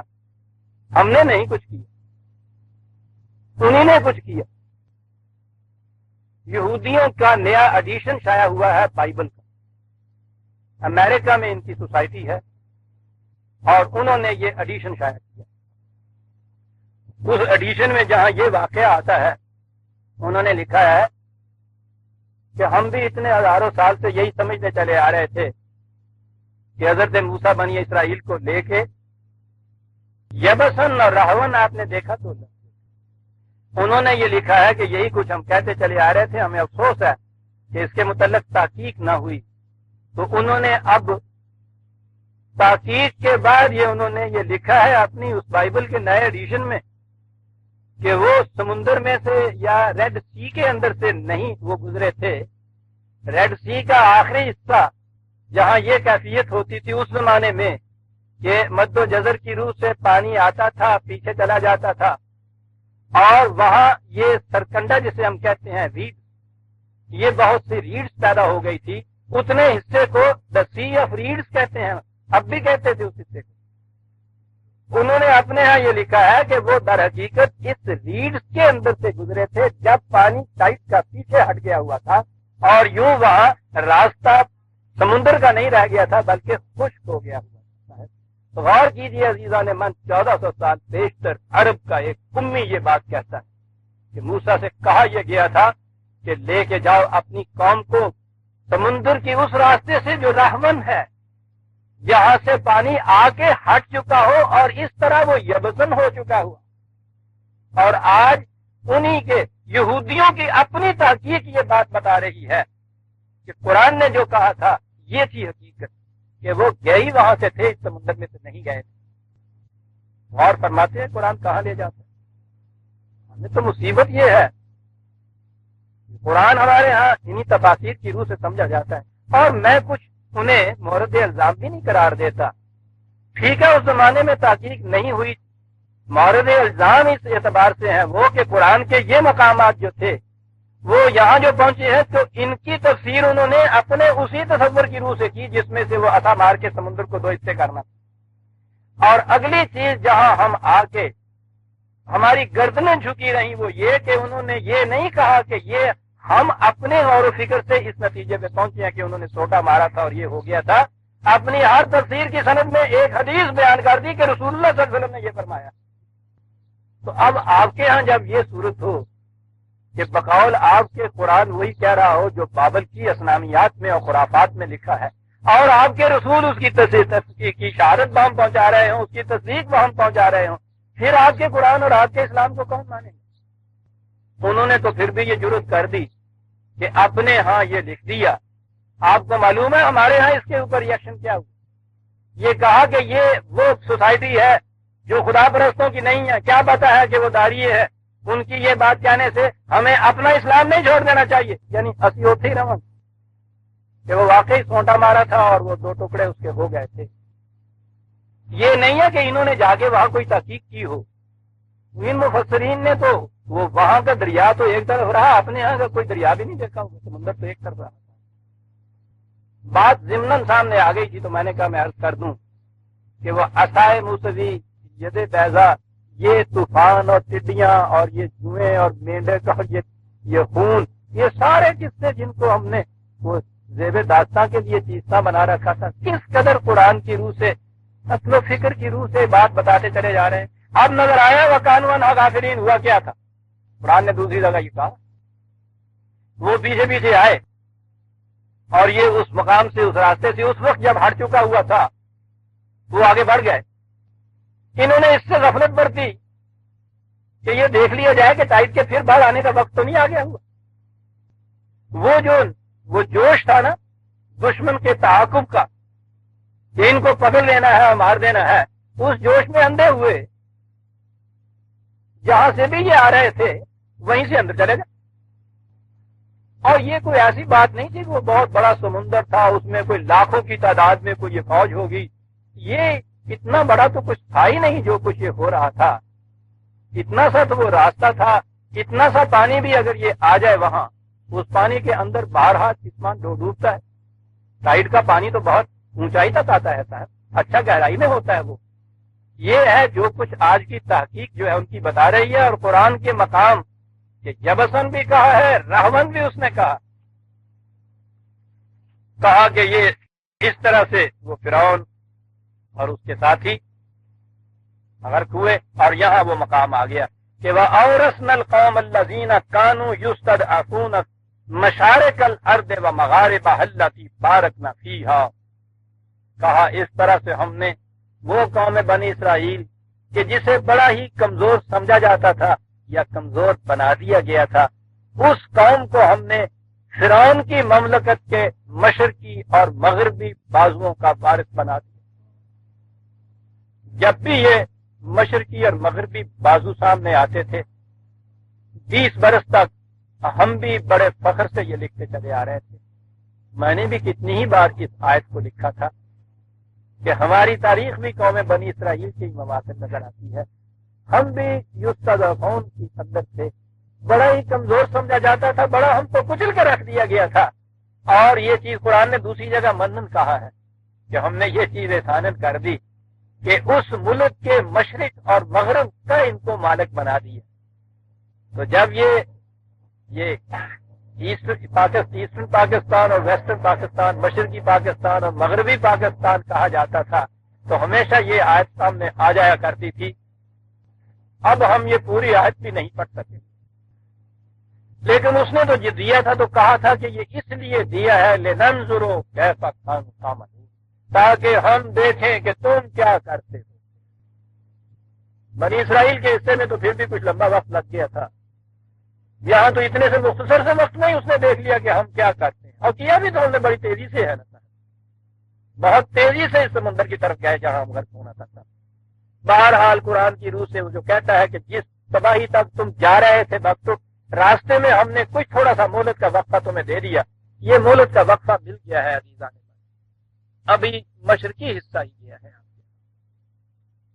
کچھ کر لیجئے کہ یہ دوسرا حصہ کسی طرح سے آپ کے ہاں کا باقی ہے. اس لیے کہ خدا نہ کرتا اگر یہ صورت نہ ہوئی اور ہندو جیسی قوم کا غلام بننا پڑا وہاں غلام اگر اسی انداز سے رہتے چلے آتے تو پھر بھی ان کا انتقام اس قدر زیادہ تنگ نظیر اور کمینگی تک نہ پہنچتا. 25 سال تک ان کے مقابل کی ہم حکومت رہے اور ان کو اتنی بڑی شکستیں بھی ہم نے دی. اس کے بعد عزیزان من اگر ہندو جیسی قوم کے قابو میں ہم آ گئے تو خدا عدو کو بھی یہ خواب بد نہ دکھتا. مہلت کا وقفہ مل گیا ہے. ان کے ہاتھوں عزیزان من کوئی انسانیت کی قدر باقی نہیں محفوظ رہتی. یہ جان اور مال، یہ مکانات اور یہ زمینیں، یہ تو شے کچھ نہیں ہے. وہاں عزت و ناموس اور آبرو اور عصمتیں باقی نہیں رہتی میرے عزیزوں. کچھ باقی نہیں رہتا، انسانیت باقی نہیں رہتی. وہ تباہی جس کے متعلق قرآن نے کہا ہے بالغو ہو، جس کی طرف دوڑے چلے جا رہے تھے، خدا کے لیے راستے میں سستانے کا مقام مل گیا ہے، اس کی طرف نہ قدم اٹھاؤ گا، رک جاؤ، بچ جاؤ گے. اس زمین کے سرزمین کے مشرق اور مغرب کا مالک بنا دیا. بارکنا فیہا، آخری الفاظ قائد اعظم کے یاد آتے ہیں کہ خدا نے تمہیں اس وہ خطہ زمین دیا ہے جس کے اندر اتنی دبی ہوئی دولت ہے کہ اگر تم نے اسی کو کھود کھود کے نکالنا شروع کر دیا تو دنیا کے مالک بن گئے. بڑی پوٹینشیلٹیز ہے سرزمین میں عزیزان من. بارکنا فیہا قرآن کہتا ہے. کیا لفظ ہے بارکنا فیہا؟ میں نے بتایا تھا کہ ایسی چیز جو اپنے مقام کے اوپر گڑی ہوئی بھی ہو اور باقی بھی چلی جائے. اسی لیے وہ درخت کے لیے وہ یہ لفظ استعمال کیا کرتے تھے کہ اپنے مقام کے اوپر گڑا ہوا بھی ہو اور بڑھتا بھی چلا جائے. کیا قوم ہے اور کیا الفاظ ہے اس قوم کے. یہ تو ترجمہ اس کا. وہ سرزمین دی کہ جس کی یہ دولتیں اپنے مقام کے اوپر کھڑی ہوئی بھی ہوں اور بڑھتی بھی چلی جائیں. یہ قوم دی. وَتَمَّتْ كَلِمَتُ رَبِّكَ الْحُسْنَى عَلَى بَنِي إِسْرَائِيلَ. بنی اسرائیل کے حق میں خدا کا یہ وعدہ نہایت عمدگی سے پورا ہوا. یعنی جیسے کہتے ہیں کہ دیکھا کس خوبصورتی سے بات پوری ہو گئی. کہا تو یہی تھا کہ ہم نے جس قوم کو جو اتنی مظلوم و مقہور وہاں اس قدر ضعیف اور کمزور بنائی جا رہی تھی ان کو مالک بنا دیا. یوں ہی مالک نہیں بنا دیا، بما صبروا، کیونکہ انہوں نے استقامت دکھائی. جو وہاں موومنٹ چلائی تھی حضرت موسیٰ علیہ السلام میں، اس میں استقامت کی ضرورت تھی. اور عزیزان من بیان ہی یہ کچھ ہماری موومنٹ میں ہوا. تاریخ پاکستان میں ہم نے کچھ نہیں اور کیا تھا، استقامت دکھائی، بس ایک ہی چیز. اور یہی چیز قائد اعظم کہتے چلے آ رہے ہیں کہ کچھ نہ کرو، یہ کہتے چلے جاؤ کہ ہماری نمائندہ جماعت مسلم لیگ تو جس کے پریزیڈنٹ قائد اعظم ہمارے وکیل، کہا بس تم یہ کہتے چلے جاؤ باقی میں تمہار لوں گا. ایسا امین اور دیانتدار صاحب فرزانہ سیاستدان قائد مل جائے اور کہے یہ کہ بس تم یہ کہتے چلے جاؤ. عزیزان من یہ اس سے زیادہ کچھ کیا ہی نہیں تھا ہم نے. بات یہ واقعات اس موومنٹ کے اندر پتا ہے. بما صبر، استقامت دکھاؤ یا تو. ہاں، وَدَمَّرْنَا مَا كَانَ يَصْنَعُ فِرْعَوْنُ وَقَوْمُهُ يَصْنَعُ. کہا ایک تو وہ نظم و نسق ہوتا ہے جو حقیقت پر مبنی ہوتا ہے، خدا کے دیے ہوئے قوانین کے تابع ہوتا ہے. یہ یصنع جسے آپ مصنوعی کہتے ہیں نا، ایک مصنوعی نظام ہوتا ہے.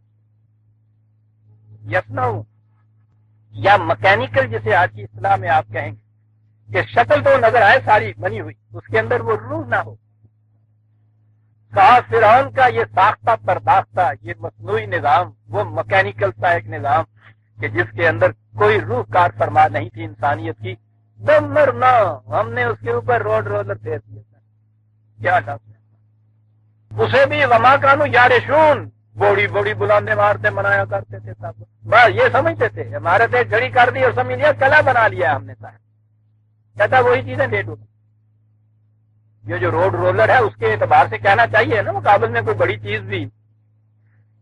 وَقَانُوا يَعْرِشُونَ، عرش معلّہ بنا رہے، بڑی بڑی اونچی عمارتیں بنا رہے. وَجَاوَزْنَا بِبَنِي إِسْرَائِيلَ الْبَحْرَ، کہتا اب آئیے بنی اسرائیل کی طرف آ جائیے. اب تاریخ پاکستان کی کامیابی کے بعد، پاکستان کے حصول کے بعد اس قوم کے اوپر جو مثیل ہے بنی اسرائیل کی، کہا یوں کیفیت ہماری کہ وہاں سے اس کے پنجائے ستم کی گرفت سے نکال کے لائے وہ تعاقب میں آیا تھا، اس کو غرق کیا، اس کو حفاظت سے ادھر پہنچایا، اتنی بڑی سرزمین کے مشرق و مغرب کی مملکت مفت میں مل گئی۔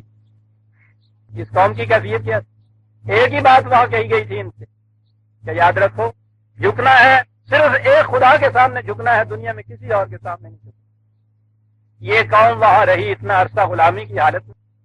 غلام قوم کی ذہنیت یہ ہوتی ہے کہ حاکم قوم کی ہر شان اپنے انداز محبوبیت لیے ہوئے آتی ہے، تو اس میں اس کو نقل کرتی ہے، اس کی کاپی کرتی ہے، وہی مسلک اختیار کرتی ہے، وہی تصورات، وہی عقائد اختیار کر لیتی ہے۔ یہ کیفیت ہوتی ہے۔ یہ بنی اسرائیل کی قوم، نبیوں کی پروردہ قوم، نبیوں کی اولاد، یہ قوم، ان کے یہاں تو شرک کا تصور بھی نہیں ہونا چاہیے تھا۔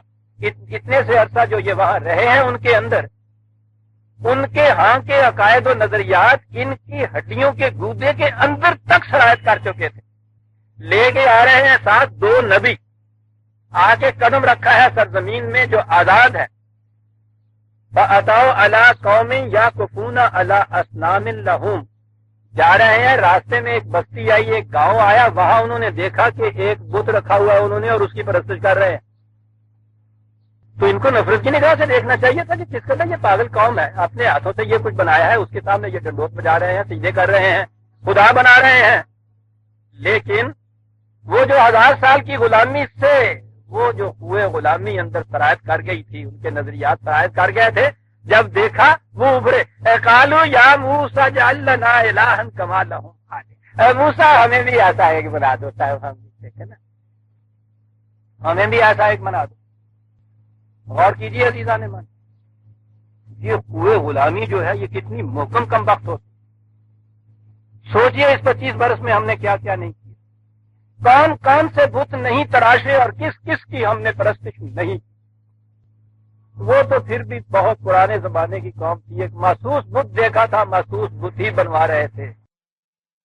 یہاں تو اتنے غیر محسوس بت کہ رحمت اقبال را در کعبہ اے شیخ حرم، ہر زمان دا راستی دارت خدا بندے دیگر حج کر نہ ہوتا پیا، ہاتھ میں نہیں پکڑ کے لاتا، کم وقت منافق ہے نا، آستی کے اندر چھپا کے لاتا ہے۔ یہ بت کعبے کا طواف کر رہا ہے، کہاں ڈالتے ہیں یہ بت، کہاں بنتے ہیں؟ وہ کہتا میں بتاتا ہوں کارخانہ۔ نی تراشت فکر ماں ہر دم خدا بندے دیگر، یہ فکر کی کارگاہ میں ڈھلتے ہیں یہ بت۔ رست از یک بند تا استاد در بند دیگر، ایک بند ٹوٹتا ہے تو دوسرے میں جا کے گرفتار ہو جاتا ہے۔ یہ ہے ہوئے غلامی، کہا جیسا ہمیں بھی بنوا دیجیے۔ یہ تو وہ فکری اور ذہنی اور اعتقادی اور نظری بت تھے عزیزان من، ہم نے تو محسوس بت بھی بنا دیے۔ یہاں کے بتوں کو تو آپ دیکھتے ہیں، مشرقی پاکستان کے بتوں کو تو میں خود دیکھ کے آیا تھا، میں نے اچھا خاصا وہاں مطالعہ ان کے یہاں کا کیا۔ وہاں کے اسلام کی صورت اتنی تھی کہ وہ جو ایک چھوٹی سی بستی، وہ چھوٹی سی بستی 4 گھر ہوتے ہیں وہاں جو بانسوں کے اوپر کھڑے ہوئے بنا لیے ہوتے ہیں، باہر چھوٹی سی بستی، بستی کے باہر ایک چبوترا، چبوترے کے اوپر 2 چیزیں، ایک وہ جیسی بستی ہو بہت غریبوں کی سی، تو یہی جو رنگدار کاغذ ہوتے ہیں نا گھوڑیاں والے جڑے بنا دینے گھوڑے وغیرہ، اس طرح کا ایک تو ایک محراب نما بنایا ہوا اور ایک اس کے اندر کالی دیوی سی رکھی ہوئی، باہر یہ بنایا ہوا ہوتا تھا وہاں۔ تو میں نے پوچھا کہ یہ کیا ہے؟ کہنے لگے جی یہ تو بڑے پیر کی 11ویں ہے، وہ محراب نما کچھ تھا۔ اور یہ کیا ہے؟ کہنے لگے یہ کالی ماتا ہے جی۔ تو کیا کرتے ہیں؟ کہنے لگے جی وہ ہم ہر 11ویں کو ان دونوں کا جلوس نکالتے ہیں، وہ میاں تے ماتا دونوں کٹھیاں لے جانے تھا، وہ سر پہ اٹھائے ہوئے ہیں، اور وہ کچھ اپنے ہاں پتہ نہیں وہ کچھ لوگ ہوں گے یا کیا ہوگا، ان کی جانے بلا ہم کیا کہہ رہے ہیں، اور وہ کچھ کرتے ہوئے گاؤں کے ایک طرف سے نکلتے اور وہ چکر لگا کے اور پھر وہیں آ جاتے اور وہاں آ کے ان کے سامنے وہ ہاتھ جوڑتے یا کرتے با اسلام ختم۔ ان کا کوئی الزام ان پہ نہیں دیا جاتا، ان کا کوئی قصور نہیں تھا، وہ اس جہالت میں چلے آ رہے تھے۔ ہمارا قصور تھا کہ ہم نے خبر ہی نہیں لی کہ یہ جو کچھ ہو رہا ہے اس کو ہم نے بدلنا ہے۔ آپ کسی نے اتنی کوشش نہیں، کچھ نہیں، اور یہ کیوں کرتے یہ کچھ؟ ان کی تو کیفیت یہ ہے کہ یہاں اگر کوئی بت زمانے کے مرور زمانے سے ہی اگر کسی قبر کا پتھر ٹوٹنے لگتا ہے اور نظر آتا ہے کہ خیر زمانے کی آندیاں اس کو مٹا دیں گی، وہاں جا کے مشگان عقیدت سے ان کنکریوں کو چنتے ہیں اور پھر ان کے اوپر قیمتی چادریں چڑھاتے ہیں اور گلاب اور کیوڑے سے ان کو دھوتے ہیں۔ یہ ان بتوں کو کیوں مٹاتے جا کے سکتے؟ ان کے انٹرسٹ میں ہوتا ہے کہ قوم ان جہالتوں کے اندر رہے، ڈوبی رہے ان کے اندر۔ مست رکھو ذکر و فکر صبح گاہی میں، مست رکھو، یوں ہی ان کے اوپر کوئی تباہی آئے، عذاب آئے ان کی وجہ سے، تو یہ ان کی نگاہیں نظم و نسق کی طرف نہ اٹھیں کہ وہاں سے یہ خرابیاں ہیں، فوراً بھاگ کے جائے کسی چبوترے کی طرف، یادر صاحب دادا صاحب بجا لیجیے، تباہ ہو گیا۔ یہ اصنام اس لیے ضرورت ہوتی ہے، کہا کہ کہہ دیا کہ علی قوم یعکفون علی اصنام لہم قالوا یا موسی اجعل لنا الہا کما لہم آلہہ۔ سوچئے کہ اس محسن قوم پہ، اس مصلح پہ، اس اتنے بڑے انقلابی پیغمبر پہ جو یہ کچھ کر کے لایا ہو، اور قوم پکڑ کے بیٹھ جائے کہ یہ کر دو، گزری کیا ہوگی۔ یوں نظر آتا ہے کہ حضرت موسیٰ علیہ السلام بڑے تیز مزاج تھے، لیکن آپ دیکھیے تحمل دیکھیے کتنے بڑے ایک مسئلے کا۔ قال، موسیٰ نے کہا، میں اور آپ ہوتے تو پتہ اس کے بعد کالا کے بعد کیا لفظ آتا، پنجابی جی کوئی لفظ ہونے پھر میں سمجھتا پہ اور زبان سے کوئی متحمل نہ ہو سکے۔ لیکن آپ دیکھیے کہ کتنی نگاہ شناس ہوتی ہے ان کی، جو یہ انقلابی لوگ ہوتے ہیں، ایک لفظ میں تہ تک بات پہنچ گئی، قالا انکم قوم تجہلون، کوئی بات نہیں، جہالت ہے یہ جو، واہ واہ، جہالت ہے یہ، ٹھیک ہے، جہالت دور کی جا سکتی ہے، تھوڑی سی ایفرٹ کی ضرورت ہے، تھوڑا سا علم، تھوڑی سی عقل ان کو دے دیجیے، جہالت دور ہو جائے گی۔ لیکن قوم کے اندر اگر وہ جرائم پیدا ہو جائیں جس سے کہ آپ کے ہاں کی قوم، مملکت، ثروت وہ تباہ ہوتی ہے، وہ نہیں دور کی جا سکتی۔ آگے چل کے وہ بات آئے گی اور میں وہاں تفصیل سے بتاؤں گا، ضمن میں یہاں بھی بتاؤں کہ کیا فرق ہوتا ہے جہالت میں اور اس جرم میں۔ حضرت موسیٰ علیہ السلام گئے طور پر، حضرت ہارون علیہ السلام کو پیچھے انچارج چھوڑ، انہوں نے ان کے پیچھے سامری کے کہنے پہ ایک بچڑا بنایا اور ایک دیوتا بنایا۔ موسیٰ نے نہیں بنا کے دیا تھا، انہوں نے کہا کوئی بات نہیں ہے، کبھی تو کتنے جائے گا ہی نا، اسی مغروں کاٹ لواں گے۔ قائد اعظم کی وفات ہوئی اور ہمارے سامریوں نے پھر یہ گھڑنے شروع، آپ بڑا عمدہ سا ایک بچڑا بنایا اور اس کی پرست شروع کر دی۔ حضرت ہارون بیٹھے ہوئے ہیں درمیان، حضرت موسیٰ آئے واپس، آ کے دیکھا کون پر یہ، ان سے نہیں پوچھا، بھائی سے پوچھا، ہارون کیا کر رہے، اور وہاں ہے حضرت موسیٰ کا غصہ، کیونکہ قوم پہ نہیں غصہ، اس بھائی پہ غصہ تھا کہ تیرے ہوتے ہوئے یہ کچھ ہوا ہے، بڑی غضبناک کیفیت وہاں حضرت موسیٰ علیہ السلام۔ کہا کہ کیا کر دیا تم نے، کیوں اجازت دی؟ سنیے عزیزان من، جو میں نے کہا تھا فرق جہالت کا اور اس جرم کا جس سے قوم تباہ ہوتی ہے۔ کہا کہ بھائی بات سن لے، پھر جو جی میں آئے کہنا۔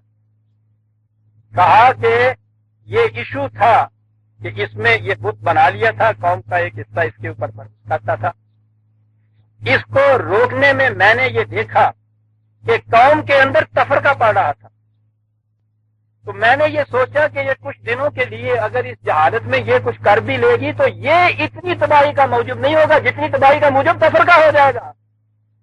میں نے یہ کرنے دیا ہے، ان کو تفرقے سے بچا لیا ہے، اب کہو۔ میں نے کہا ٹھیک، خدا کا نبی جہالت کی بنا پر بت پرستی کو گوارا کر لیتا ہے، قوم کے اندر پارٹی بازی اور تفرقہ بازی اور فرقہ بندی یہ نہیں کرنے دیتا، کیونکہ یہ شرک ہے۔ ایک نبی اس کو گوارا کرتا ہے، دوسرا نبی اس کو تسلیم کر دیتا ہے کہ ٹھیک، جہالتیں تو دور ہو سکتی، کوئی بات نہیں۔ یہ جو چیزیں قوموں کے اندر پیدا ہوتی ہیں، ایک ہی لفظ کا کہ میں کہا تھا، میں ڈرتا تھا کہ تم مجھے آ کے اس جرم کے اوپر سختی سے پکڑ لو گے، کہو گے تم کہ قوم میں تم نے تفرقہ پیدا کر لیا اور میرا انتظار نہ کیا، میں نے تفرقے سے قوم کو بچا دیا ہے اور یہ کرنے دیا ہے۔ یہ ہے عزیزان من آپ کے یہاں کی پیغمبرانہ دعوتیں، یہ ہوتا ہے قوم کے اندر پارٹیاں اور دین کے اندر فرقے پیدا کر دینے سے۔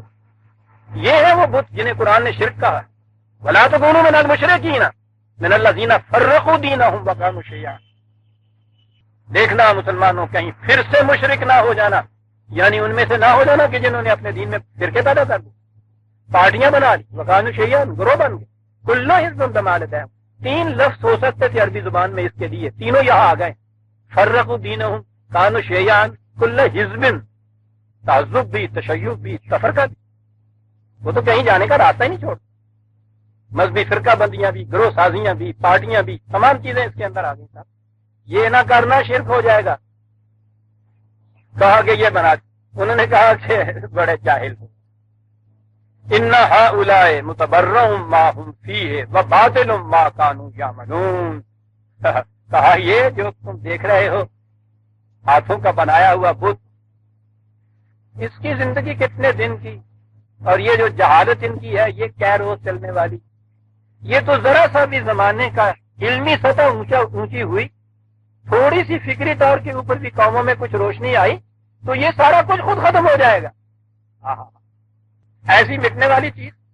اور تم کیا کہتے ہو؟ قال اغیر اللہ ابغیکم الہ، تم یہ چاہتے ہو کہ خدا کے علاوہ تمہارا کوئی صاحب اقتدار اور تجویز کر دوں میں تمہارے لیے؟ دلیل یہ کہنے کے اور باتوں کو چھوڑ دو اس خدا کی، یہ بات تو ابھی تمہارے ساتھ ہے نا، وَهُوَ فَضَّلَكُمْ عَلَى الْعَالَمِينَ، وہ خدا کے جس نے تمہیں اس معصومیت کی ذلت سے نکال کے اپنی ہم اثر اقوام کے اوپر فضیلت عطا کر دی ہے، اس خدا کو چھوڑ کے تمہیں میں کوئی اور خدا بنا دوں گا۔ ہم نے یہی کیا عزیزان من، یہاں آنے کے بعد اس خدا کو چھوڑ کے جس نے ہمیں اتنی بڑی فضیلت دی تھی، اقوام عالم میں پاکستان کی لیڈرشپ ثابت ہو گئی تھی اس زمانے کے۔ عزیزان من، اگرچہ یہ بات کچھ خیر ایسی بری نہیں تھی، ایسا کرنا پڑتا ہے، لیکن جب میں نے دیکھا کہ ہم اس مقام پہ آ گئے، پاکستان بننے کے بعد یہ جتنے ممالک عربیہ تھے، یہ مشرق وسطیٰ کے، یہ ساری سلطنتیں، وہ فخر سے پاکستان کو اپنا امام تسلیم کرتے، اور انہیں فخر ہوتا تھا کہ ہمیں فخر ہے کہ ہم میں ایک ایسی مملکت بھی موجود ہے کہ ہمارے اوپر اگر کہیں سے کوئی ہاتھ پڑے گا تو ہم اس کی طرف دیکھیں گے۔ اس کی امامت مسلم تھی۔ یہ جو کہا ہے فضلکم علی العالمین، یہ کیفیت ہماری تھی، اور عزیزان من اپنے ہاتھوں سے ہم نے آج اس مقام پہ اپنے آپ کو پہنچا دیا کہ وہ جو ہمیں امام مانتے تھے ہم ان کی طرف مدد کے چلے جاتے ہیں۔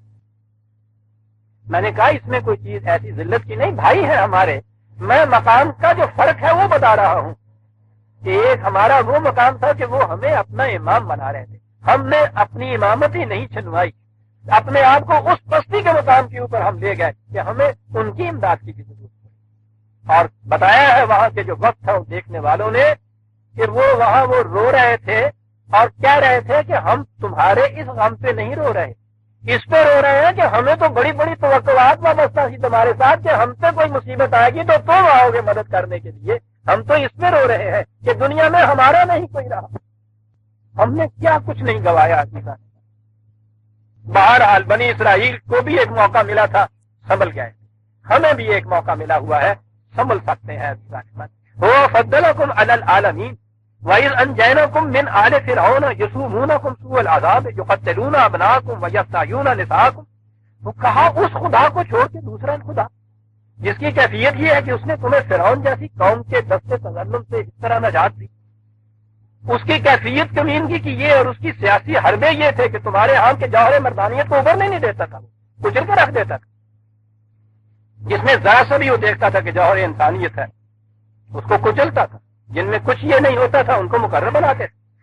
آپ کو معلوم ہے کہ انڈیا نے آپ کے یہاں کا مسلمان ایک پریزیڈنٹ بھی اپنا بنا لیا تھا، یستحیون نساءکم نہیں تھا تو اور کیا تھا؟ میں ذاتی طور پہ جانتا ہوں اس پریزیڈنٹ کو، میں برسوں اس کے ساتھ رہا تھا، ڈاکٹر ذاکر حسین مدنی، اور پھر یہ جتنے بھی وزراء بنے ہوئے ہیں وہاں کے اور وہ ساتھ رکھے ہوئے ہیں، انہوں نے ان کی سیاست کا تقاضا تھا کہ ان کو رکھے، لیکن وہ سارے وہ یہ تھے کہ نساءکم جنہیں قرآن نے کہا کہ اس عذاب سے تم کو وہ چھڑا کے لے آیا۔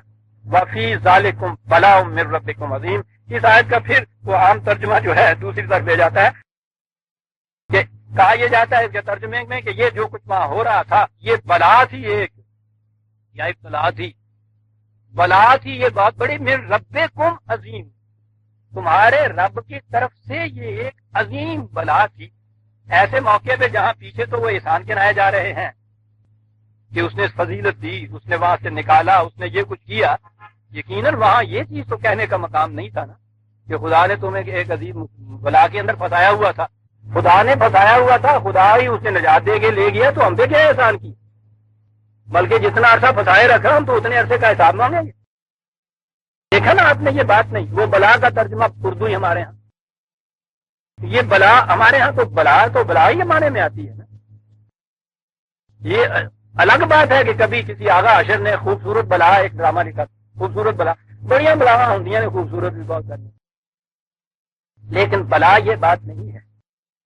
بلا کے معنی ہوتا ہے پہلو بدلنا، حالت بدل دینا، گردش دے دینا ہے.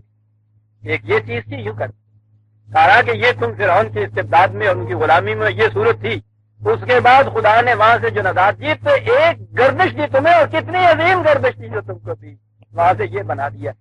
ذالکم بلاء من ربکم، عظیم بڑی چیز تھی. تو جس خدا نے یہ کچھ کیا ہے تمہارے ساتھ، اس خدا کو چھوڑ کے اور خدا بنانا چاہتے ہو تم. کچھ سوچو تو صحیح کہ کیا کر رہے ہو، کیا دیا ہے اس نے اور تم کیا مانگ رہے ہو. سورہ الاعراف کی آیت 141 تک ہم آ گئے. ریزان من 42 سے پھر لیں گے. ربنا تقبل منا انک انت السمیع العلیم.